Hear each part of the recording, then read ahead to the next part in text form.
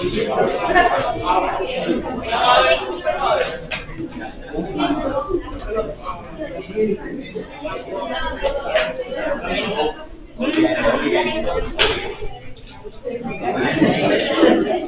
ભાઈ વાતો બંધ કરો હવે.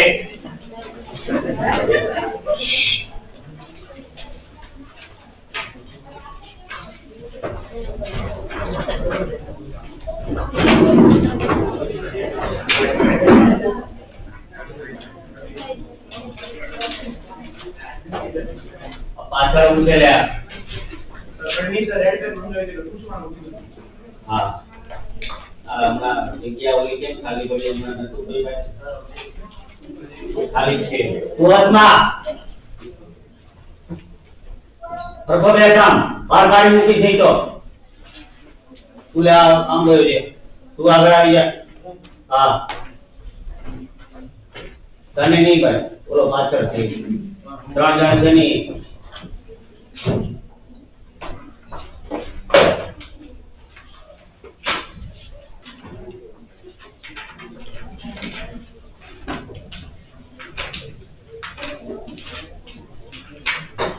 जो छठू प्रकरण આપણે ક્રમથી સંચય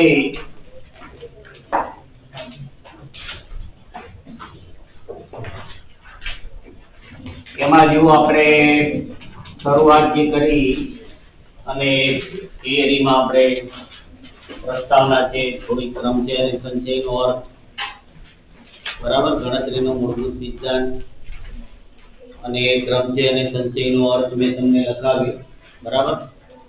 હવે આગળ આપણે એના જે સૂત્રો છે મૂળ ક્રમથી અને સંચયની ક્રિયા તો એ સૂત્રો જે છે એને આપણે સમજીશું. એટલે આગળ હવે ટાઇટલ એવું લખો ક્રમચય અને સંચય જે છે એની ગણતરી જે છે એના સૂત્રો ક્રમચય અને સંચય બંને જે ક્રિયાઓ છે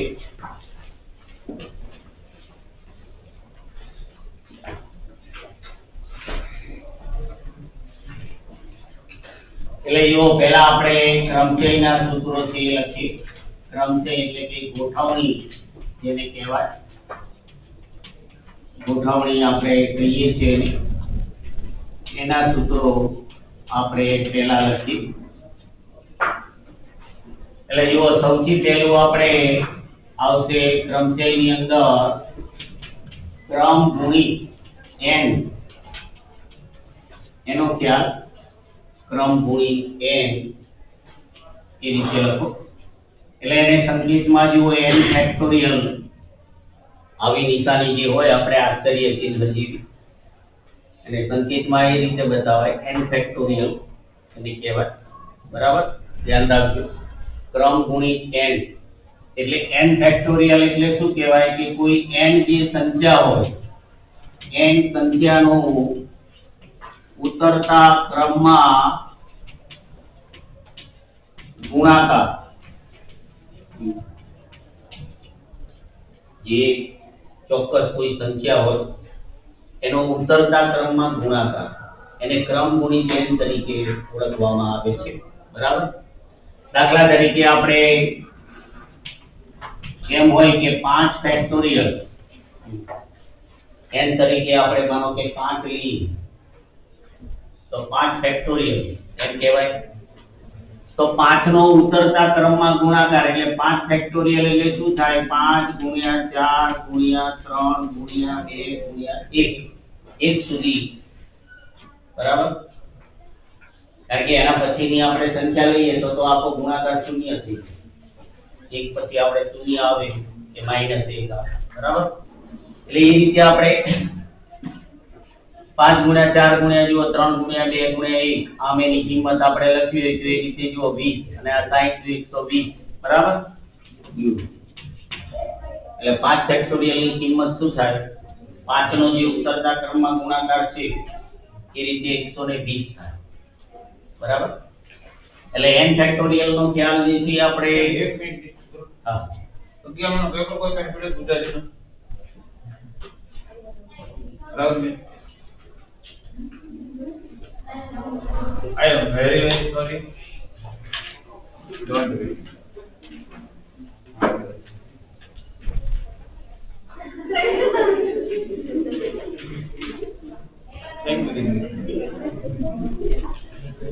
એટલે જો પહેલું આપણે ક્રમ ગુણિત n નો જે ખ્યાલ છે આ બંનેમાં તમારે ઉપયોગી થશે. ક્રમચયમાં અને સંચયમાં બંનેમાં આપણને ઉપયોગી થશે. બરાબર? તો એ n ફેક્ટોરિયલ એ શું છે એ આપણે સમજીએ. પછી બીજું આપણે એ યાદ રાખવાનું, જો 0 ફેક્ટોરિયલ હોય તો એની કિંમત 1 થાય. આ ધ્યાન રાખજો. 0 ફેક્ટોરિયલ, શૂન્ય ફેક્ટોરિયલ. તો જ્યારે પણ આપણે કોઈ પણ એની ગણતરી કરતા હોય, કોઈ પ્રકાર આપણે મેળવતા હોય, 0 ફેક્ટોરિયલ આવે તો એની કિંમત આપણે 1 થાય. બરાબર? શૂન્ય નહીં કરવાનું. એ રીતે હવે આપણે ક્રમચયનું મૂળ સૂત્ર કે જુદી જુદી આપણે n વસ્તુઓ હોય, n વસ્તુઓમાંથી r વસ્તુઓની ગોઠવણી આપણે ક્રમચયનો જે અર્થ લખ્યો ને, તો એ ક્રમચયનું આપણું મૂળ જે સૂત્ર થશે u કે ભાઈ જુદી જુદી n વસ્તુઓ હોય એમાંથી અમુક r વસ્તુઓની આપણે ગોઠવણીની જે ક્રિયા હોય તો એને ક્રમચય કહેવાય. તો એ રીતે ક્રમચયનું મૂળ સૂત્ર આપણે થશે, જે એનો સંકેત આપણે લખ્યો તો એ રીતે જુઓ NTR એનું મૂળ સૂત્ર. એટલે કે n માંથી r વસ્તુઓની ગોઠવણી. બરાબર? જે ક્રમચય આપણે શબ્દ છે એને અંગ્રેજીમાં ગોઠવણી શબ્દ છે અને પરમ્યુટેશન કહેવાય છે. p છે. બરાબર? એટલે એના ઉચ્ચારમાં પહેલા p આવે એટલે p વડે દર્શાવાય છે. એટલે ક્રમચયની કોઈ પણ ક્રિયાઓ હોય તો આપણે એને NPR વડે દર્શાવી શકીએ. હવે આ એનું મૂળ સૂત્ર છે u. તો હવે એ સૂત્રનું જે વિસ્તરણ જે કહેવાય આપણે ગણિતની ભાષામાં, તો એ આપણે બતાવીએ NPR. તો એનું વિસ્તરણ આપણે આ રીતે થશે, જો n ફેક્ટોરિયલ ભાગ્યા n માઈનસ r ફેક્ટોરિયલ. કોઈ સૂત્ર પ્રમાણે આપણે કિંમત મેળવવી હોય, બરાબર, તો આ રીતે એનું વિસ્તરણ કરવાનું. NPR ની કિંમત આપણને એ રીતે મળે. બરાબર? દાખલા તરીકે આપણે ઉદાહરણ સાથે લઈએ. જો દાખલા તરીકે આપણે 5p3 હોય, 5p3 એટલે કે n બરાબર 5 હોય, r બરાબર 3 હોય, એટલે કે 5 વસ્તુમાંથી આપણે 3 વસ્તુઓની ગોઠવણી કરવા માંગતા હોઈએ તો એના ક્રમચયના જે પ્રકાર છે એ આપણે સૂત્ર પ્રમાણે મૂકીએ. જો ઉપર આપણે n ફેક્ટોરિયલ એટલે આમાં n બરાબર 5 છે, અહીંયા r બરાબર 3 છે, એટલે આ જે વિસ્તરણ આપણે લખ્યું n બરાબર 5 છે એટલે આપણે 5 ફેક્ટોરિયલ કહેવાય. નીચે શું છે? n માઈનસ r એટલે કે 5 માઈનસ 3. બરાબર? u. એટલે નીચે એ રીતે લખો 5 માઈનસ 3 ફેક્ટોરિયલ u. બરાબર? હવે આપણે આગળનું સ્ટેપ લઈએ એટલે ઉપર છે 5 ફેક્ટોરિયલ, નીચે 5 માઈનસ 3 એટલે 2 ફેક્ટોરિયલ u. એમ થયું. હવે આપણે એની કિંમતો મૂકીએ. 5 ફેક્ટોરિયલ એટલે 5 ગુણ્યા હમણાં આપણે જોયું ને કે ભાઈ 5 ફેક્ટોરિયલ એટલે 5 નો ઉતરતા ક્રમમાં ગુણાકાર. બરાબર? એટલે એ 5 ફેક્ટોરિયલ એટલે આપણે ક્રમમાં મૂકીએ એ પ્રમાણે જુઓ 5 ગુણ્યા 4 ગુણ્યા 3 ગુણ્યા 2. બરાબર? 2 ગુણ્યા 1 પૂરેપૂરી કિંમત મૂકીએ એ પ્રમાણે. હા, અને નીચે છે 2 ફેક્ટોરિયલ એટલે 2 ગુણ્યા 1. બરાબર? u. તો એ આપણે બે આ ઉપર નીચેથી નીકળી જાય. બરાબર? જે ભાગાકારનો સંબંધ છે એ પ્રમાણે ઉપર નીચેથી સરખી સંખ્યાઓ નીકળી જાય. તો હવે એ રીતે આપણને જે સંખ્યાઓ બાકી રહી એનો આપણે ગુણાકાર કરીએ એટલે 60. બરાબર? 5p3 બરાબર આપણને શું મળશે? 60. એટલે 5 માંથી 3 વસ્તુઓ ગોઠવવાના પ્રકાર કેટલા થાય? 60 પ્રકાર થાય. જે 60 મળ્યા એ શું છે? પ્રકાર.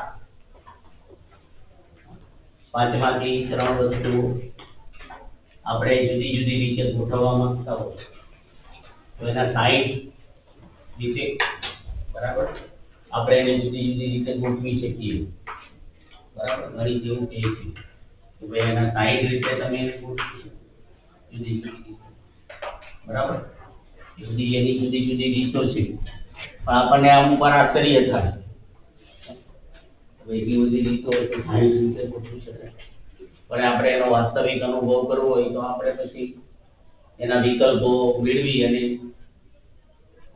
જાત અનુભવ કરીએ તો ખબર પડે પણ એના માટે જે સમય જોઈએ એ બધું નવરા હોય એનું કામ થઈ જાય માણસ નવરો હોય તો એવું બધું કરી શકે કે પહેલી રીત બીજી રીત ત્રીજી રીત એમ એવું થાય પણ આપણને જે ગાણિતિક મૂલ્ય મળે છે એ આપણે સ્વીકારી લેવાનું કે ભાઈ સાયન્સ પ્રકારે તો આ રીતે જુઓ જે ક્રમચયનું આપણે મૂળ સૂત્ર છે તો આ તમે જુઓ કે આપણે આ રીતે એને ગણ્યું આ સીધી રીત છે કે ભાઈ સીધી રીતે તમારે એ રીતે ગણવું હોય તો હવે આને ટૂંકી રીતે માનો કે આપણે ગણવું હોય તો હવે અહીંયા તમે નજર કરો જુઓ કે ભાઈ ઉપર આપણે 5 ફેક્ટોરિયલ હતું નીચે 2 ફેક્ટોરિયલ હતું બરાબર તો આ તમારે કોમન નીકળી ગયું જે નીચે છે એ પ્રમાણે કોમન નીકળી ગયું ને બરાબર તો જે મૂળ હવે અહીંયા શું છે જુઓ કે 5p3 એની આપણે આ સીધી રીતે તમે ગણતરી કરી તો તમારે આટલા બધા સ્ટેપ લેવા પડ્યા છે પણ જવાબ ઉપર તમે નજર કરશો તો 5p3 એટલે તમારો જવાબ તમને શું બતાવે છે 5 × 4 × 3 બતાવે છે એટલે શું થયું કે 5 માં આપણે 3 એકમ ઉતર્યા એમ થયું ટૂંકી રીત પ્રમાણે જે કોમન નીકળી ગયું જે વધારાનું હતું એ નીકળી ગયું તો આપણે ટૂંકી રીતે એનો જવાબ મેળવવો હોય તો તમે અહીંથી જ એને એ રીતે પકડી કે ભાઈ 5p3 છે તો જો 5 માં આપણે 3 એકમ ઉતરીએ તો આ બધું આપણે કાંઈ ન કરવું પડે બતાવવું ના પડે બરાબર સીધું જ આપણને એનો જવાબ મળી જશે એટલે ટૂંકી રીત એ રીતે થાય સમજે જે n ફેક્ટોરિયલ આપણે છે 5 તો અહીંયા બરાબર જે 3 છે એટલે અહીંયા તમારે જે સંખ્યા હોય ને એટલા એકમ તમે સીધી રીત ઉતરી જાવ સીધા એટલે ક્રમચયની ક્રિયામાં તમને ટૂંકી રીતે એનો જવાબ મળી જાય બરાબર ધારો કે આપણે 8p2 હોય આમ હોય તો અહીંયા 2 છે તો આનો જવાબ આપણે બહુ આટલું બધું લાંબુ ન કરવું હોય તો આપણે સીધું 8 માં 2 એકમ ઉતરી જઈએ કે ભાઈ 8 × 7 8 માં ખાલી 2 એકમ ઉતરી જાય બરાબર એટલે સીધો જ તમારે જવાબ આવી જાય 56 ખ્યાલ આવ્યું ને એટલે આપણે પ્રેક્ટિકલ દાખલા જ્યારે ગણીએ તો આ ટૂંકી રીત આપણે બતાવી શકીએ સમજ્યા ને આ રીતે પણ આપણે એનો ઉકેલ મેળવી શકીએ એટલે અહીંયા અથવા કરીને લખો અથવા પછી એવું લખો ટૂંકી રીત આ જે સૂત્ર છે ઉપર આપણે સીધી રીતે ગણ્યું તમે બે જણા થોડા છૂટા બેસો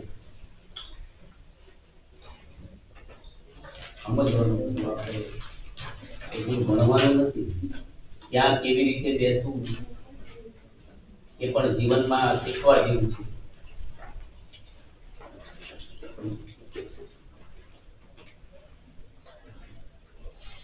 એટલે ટૂંકી રીત બરાબર તો ટૂંકી રીતમાં આપણે મેં તમને બતાવ્યું એમ કે ભાઈ 5p3 છે તો ટૂંકી રીતે આપણને સીધો આ રીતે જવાબ મળી જાય કે ભાઈ 5 માં આપણે 3 એકમ ઉતરીએ તો આપણું કામ થઈ જાય છે બરાબર 5 માં આપણે 3 એકમ તમે ઉતરો તો કિંમત મળી જશે એટલે કે 60 જવાબ આવી જશે 60 પ્રકાર બરાબર તો એ રીતે આપણે ધ્યાન રાખવાની આ રીતે એમની જે કિંમત હોય એ પ્રમાણે આપણે n અને r બરાબર, નીચે ઉતરી જઈએ એટલે જો ક્રમચયનું જે મૂળ સૂત્ર છે એને આપણે આ રીતે સીધી રીત અને ટૂંકી રીત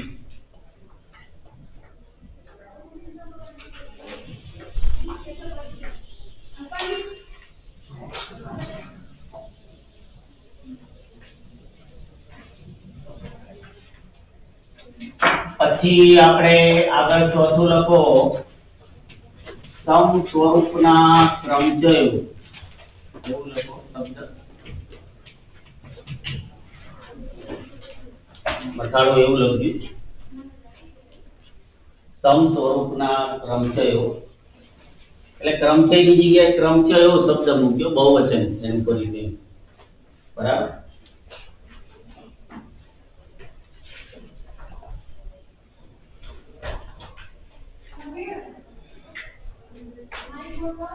એમાં પેલા આપણે જે શબ્દ લખ્યો છે એનો અર્થ લખો. કોઈ પણ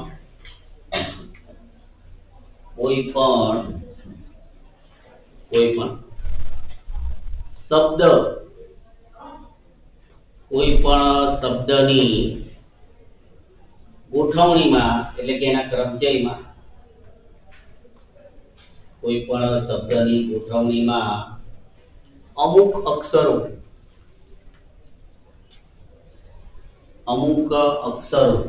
બરાબર ને, શબ્દ જે છે અક્ષરોથી બની એટલે કે એના અમુક અક્ષરો જે છે અમુક અક્ષરો સમાન હોય, સરખા અથવા સરખા હોય, અમુક અક્ષરો એમાં સમાન હોય તેની ગોઠવણીના પ્રકારની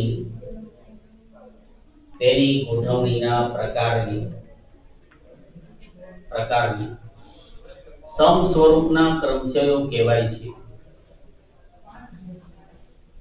સમ સ્વરૂપના ક્રમચયો કહેવાય છે. દાખલા તરીકે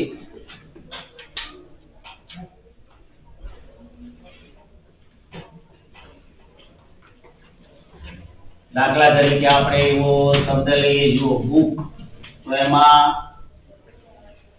ઓ જે છે બે વખત આવે છે, થોડુંક એમાં વધારીએ આપણે બુક કીપર, તો KEEPER,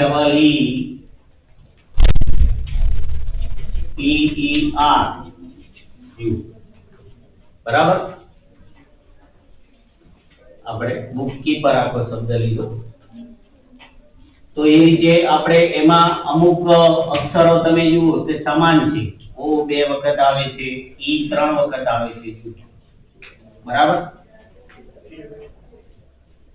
અને પછી કે જોઈએ તો એ બે વખત આવે છે.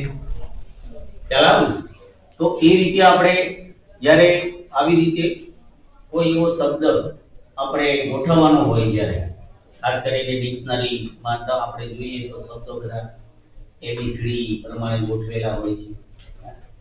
તો એ શબ્દ જે છે એની ગોઠવણી જે છે, તો એ ગોઠવણી કયા પર આધારિત હોય છે કે એ જે મૂળ શબ્દ હોય એનાથી જે નવા શબ્દો બનતા હોય એની પર આધારિત હોય. ધારો કે આપણે આ શબ્દ છે તો એનાથી બધા નવા શબ્દો જે બને, તો એ રીતે જે કઈ નવા શબ્દો એમાં શક્યતાઓ બની શકે એમ હોય, બરાબર, તો એની ગોઠવણીના જે આપણે પ્રકાર મેળવીએ તો એના કુલ ક્રમચયો કહેવાય કે ભાઈ આ શબ્દ આપણને આપ્યો અને આપણને એમ કીધું કે ભાઈ આ શબ્દની મદદથી બીજા નવા શબ્દો કેટલા તમે બનાવી શકો, બરાબર. તો એ શું થયું, સમ સ્વરૂપના ક્રમચયો છે કે એમાં આ શબ્દની અંદર અમુક જે અક્ષરો છે એ સરખા છે. આપણે કોઈ શબ્દ એવો હોય કે જેમાં અમુક બરાબર સરખા ન હોય, ધારો કે આપણે સુમન શબ્દ લઈએ તો એ આમાં પાંચે પાંચ અક્ષરો તમે જુઓ જુદા જુદા, બરાબર, તો આપણને એમ કીધું હોય કે ભાઈ સુમન શબ્દ જે છે તો એના આધારે આપણે એને ગોઠવણી કરી અને નવા કેટલા શબ્દો બનાવી શકીએ. ગોઠવણીની વાત એવી રીતે કરી તો આનો જવાબ સીધો આપણે 5 થી 5 આવે Q. એમાં આપણે ક્રમચયનું જે મૂળ સૂત્ર લખ્યું એ આવે.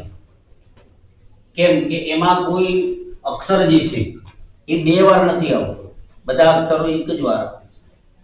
બરાબર? તો માનો કે આપણને આવો શબ્દ આપ્યો અને કીધું કે ભાઈ આ જે શબ્દ છે એની ઉપરથી આપણે નવા કેટલા શબ્દો બનાવી શકીએ. બરાબર ને? તો હવે એમાં આપણે જોઈને જ ખ્યાલ આવે કે ભાઈ આમાં અમુક અક્ષરો જે છે બે બરાબર એનું પુનરાવર્તન થાય છે, એકથી વધુ વખત આવે છે. તો એ રીતે આપણે જ્યારે આવું હોય તો એ સમ સ્વરૂપના ક્રમચય, એની ગોઠવણીની જે આખી ક્રિયા છે એને સમ સ્વરૂપના ક્રમચયો કહેવાય. આપણે શબ્દમાં એ રીતે પહેલા એટલે લખીએ કે ભાઈ એ શું છે. એટલે આમાં જોવું કે કુલ અક્ષર આપણે 1 2 3 4 5 6 7 8 9 અને 10 કુલ 10 અક્ષર છે. એટલે એ જે કુલ અક્ષર હોય એને આપણે n તરીકે બતાવવાનું છે. કુલ અક્ષર આપણે 10 છે. બરાબર? એટલે કુલ અક્ષર જે 10 છે એ આપણે n તરીકે બતાવવાનું. બરાબર? પછી આમાં ઓ બે વાર આવે છે. આ ઓ છે એ બે વાર આવે છે તો એને આપણે p તરીકે બતાવીએ. ઓ બે વાર આવે છે. પછી p તમે જુઓ તો એ બે વાર આવે છે, બે વાર, તો એને આપણે q તરીકે બતાવીએ, q. અને પછી e છે 3 વાર આવે છે. e આપણે 3 વાર આવે છે તો એને આપણે r તરીકે બતાવીએ. તો હવે એનું સૂત્ર આપણે આ રીતે લખવાનું જો કે n ફેક્ટોરિયલ ભાગ્યા પ્રાર્થના માટે પહેલા p ફેક્ટોરિયલ ગુણ્યા q ફેક્ટોરિયલ ગુણ્યા r ફેક્ટોરિયલ. બરાબર? એનું સૂત્ર આ રીતે બનશે. એનો ઉકેલ આપણે આ રીતે મેળવવાનો. ઉપર n ફેક્ટોરિયલ, આ નીચે જે અક્ષરોનું પુનરાવર્તન થાય છે એનું ગુણાકાર થશે.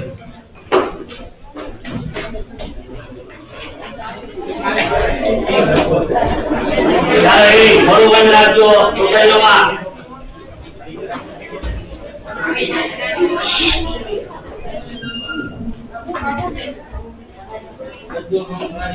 વાતો તમે બહાર જઈને વાતો કરજો.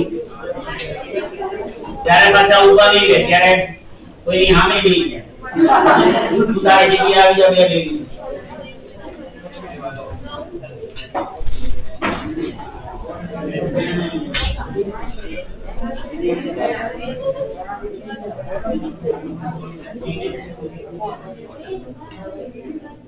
બસ ચર્ચા બધી બહાર જઈને કરજો.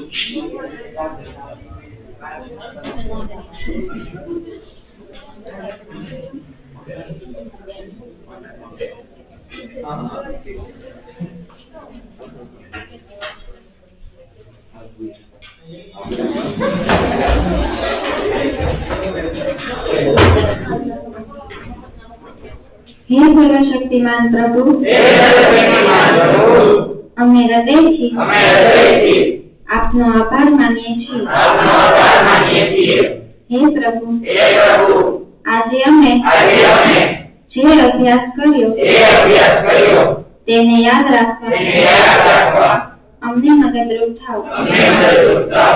અમે અમારી સફળતા અને નિષ્ફળતા તમને અર્પણ કરીએ છીએ. હે પ્રભુ, તમે અમને તમારી છત્રછાયામાં રાખો તથા આશીર્વાદ આપો.